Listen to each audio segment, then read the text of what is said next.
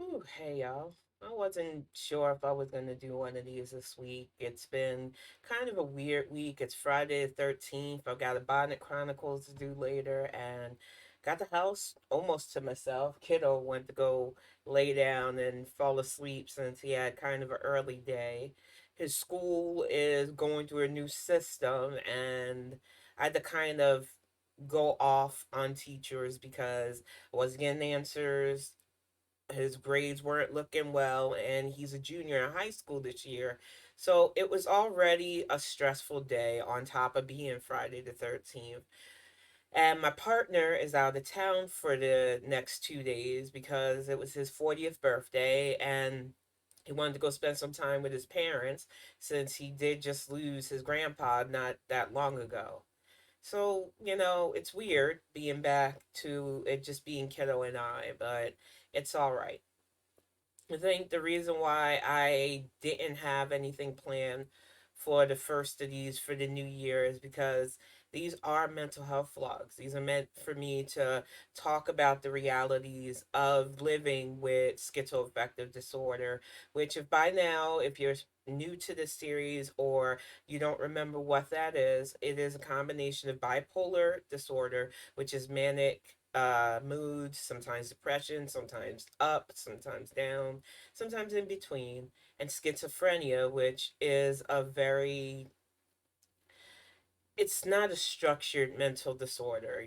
Sometimes you have voices that you hear, sometimes you are non lucid, sometimes your moods change, and there's a lot that goes into it. And there was a lot of years that I fought my diagnosis because I grew up not understanding mental health and in a community that really shuns mental health or thinks you can just pray it away. So it was a long journey to accepting life with this so that I could continue to live, so that the pressures of trying to hide it wouldn't literally drive me down a darker path.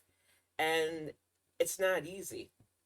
Last night before Greg left, because he left this morning to go up to his parents, one of the things that hit me hard is when we're watching something together and a trigger will happen. And we were watching Swoop's documentary, which I love her. I think she is so concise. I love her petty. I love her petty university. I probably can't fit none of that junk, so I just live vicariously watching her.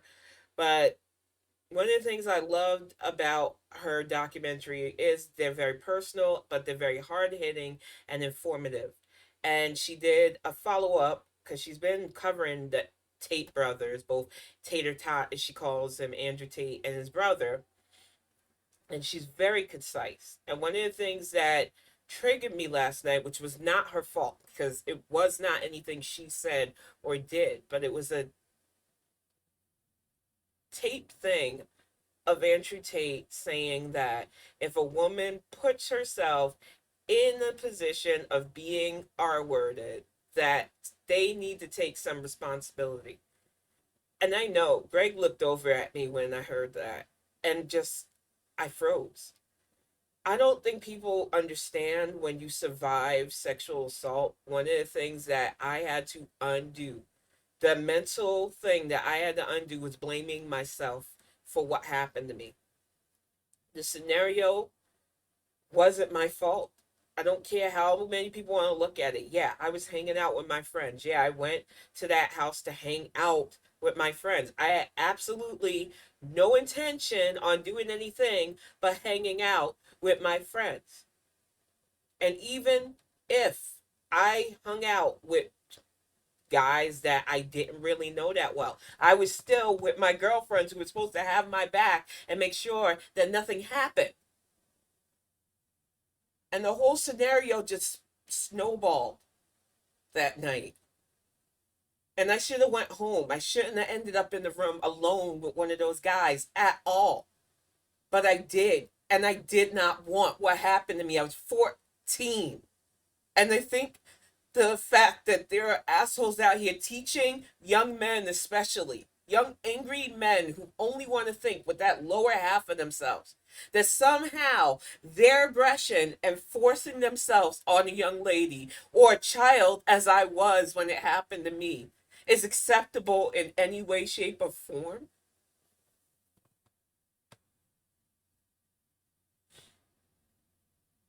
I don't understand why we give platforms to people like this.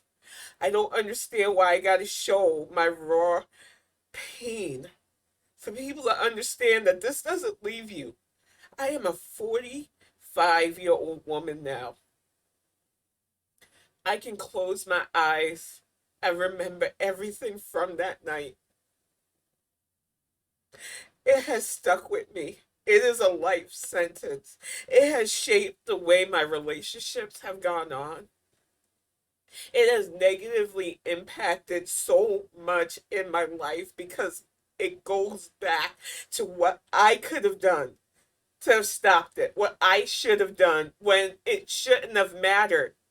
Teach your sons not to rape people. It is infuriating to me that there is anybody who can legitimately place the blame of a sexual aggressor, whether they are male, female, or non gender identifying, because as we've seen from some celebrity ones that want to call themselves that, a sexual predator is just that. And we need to stop giving excuses for people who want to predatorize on people. Stop making excuses for the victims to feel like they, it's somehow, in some way, gave carte blanche to it. It's like those idiots that want to blame sex workers or blame a woman for what she wears or how she looks or not covering her hair or any other ridiculous excuse to deflect from the fact that these people are predators. And it doesn't matter what a person looks like, what their age are.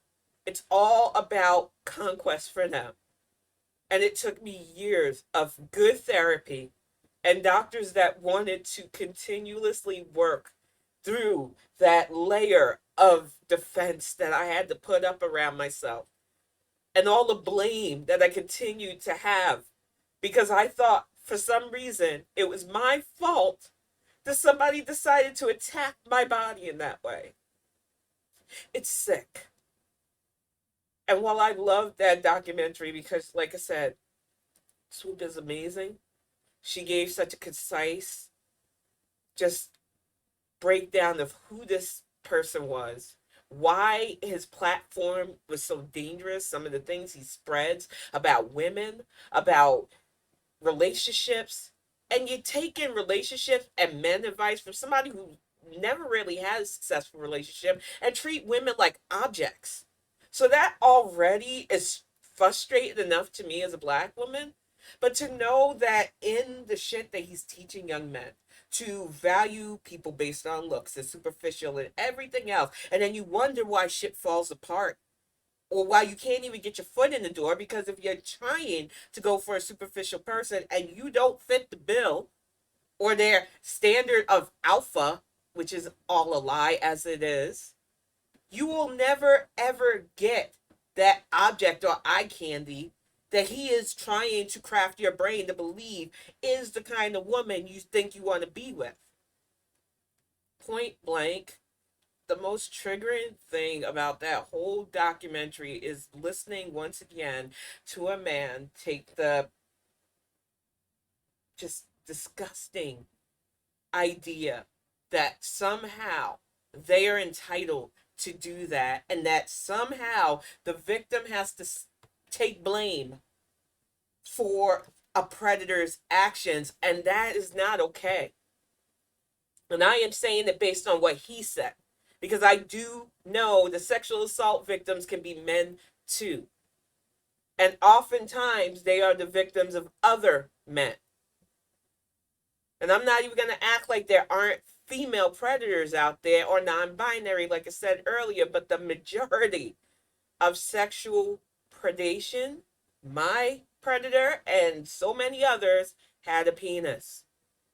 So when I say taking that man's quote was a trigger for me and bursting out crying and having my partner have to come, rub my back, hold me close, calm me down because it was just so infuriating to me.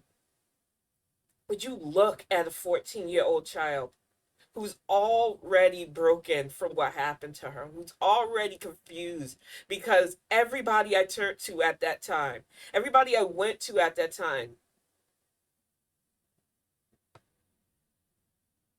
they were no help. It was, what did you do to make this happen? What were you wearing? Or worse yet, my mom's response, well, it happens. Now, I do add the caveat that back then, especially, she wasn't in a good mindset. She wasn't in a good place. She was doing a lot of things, ingesting a lot of things that probably just dulled her to what was going on. And like I told Greg, if I could do anything over again besides not have to go through that night ever, I would have just told my grandma. I was worried though, because involving my grandparents would have blew everything up. My grandmother doesn't do anything small. When I was getting away from my, who I thought then was ex-husband, she had to threaten him.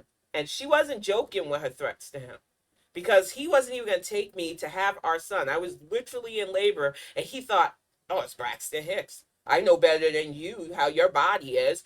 You can't be going into labor because, it's just not convenient to me. And I called my grandmother crying because I was in pain. I knew these were labor pains, but my partner did not want to take me to a hospital to have our son. It was crazy. And the only thing I could do besides calling 911 and having that kind of headache and drama, I called grandma.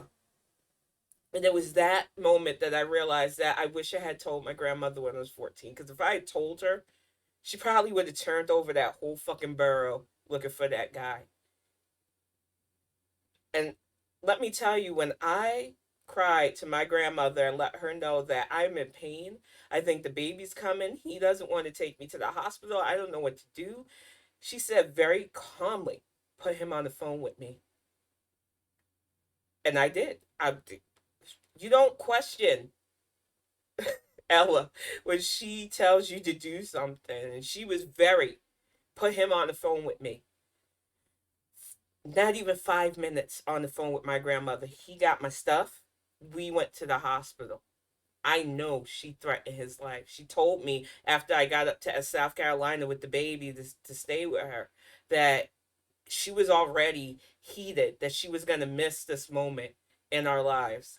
And that the fact that I had to call her crying to even get to the hospital to have our son was infuriating to her. And she let it be known that if he didn't get her granddaughter to that hospital tonight, she didn't care if it was a false alarm or what, she was going to kill him.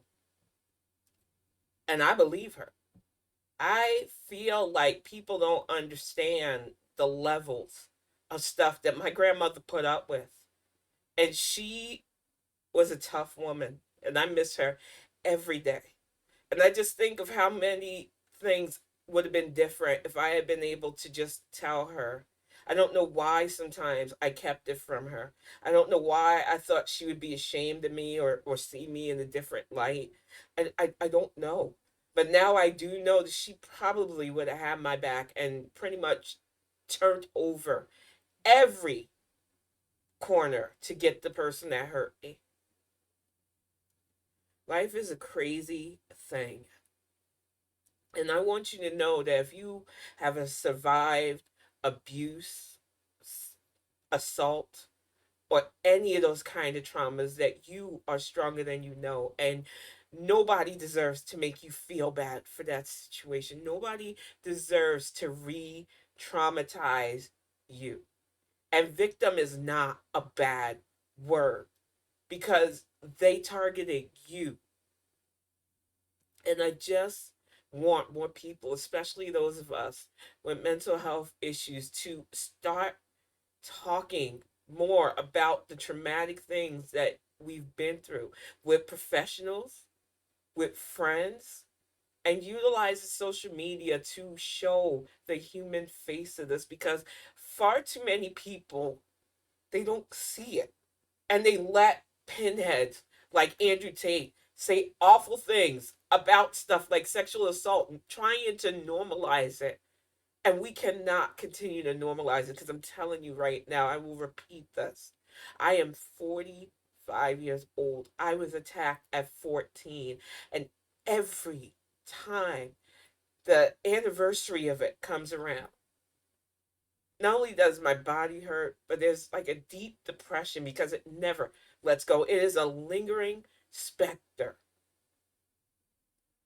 And I want you to remember that because there are too many people who haven't gone through this, who try to give their advice, who try to talk like they're experts on it, and they come across sounding like they're the type of people that would commit that kind of indecency.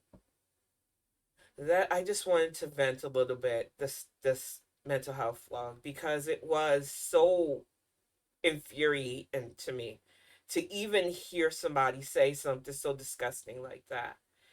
I should be back again next week with a whole nother topic. I will be back later on tonight live on Twitch with Bonnet Chronicles. There's a lot to talk about with that, including stuff going on Twitter, stuff going on in politics and social issues.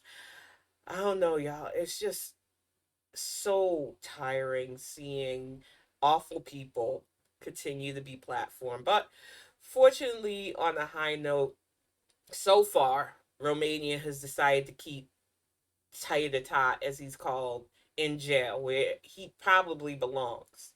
Because if anything, he's left a trail of, yeah, this man is capable of doing the things he's credibly accused of. But it's up to a court to decide that. I'm going to get ready to wrap this up. I should be back with another one of these, hopefully next week.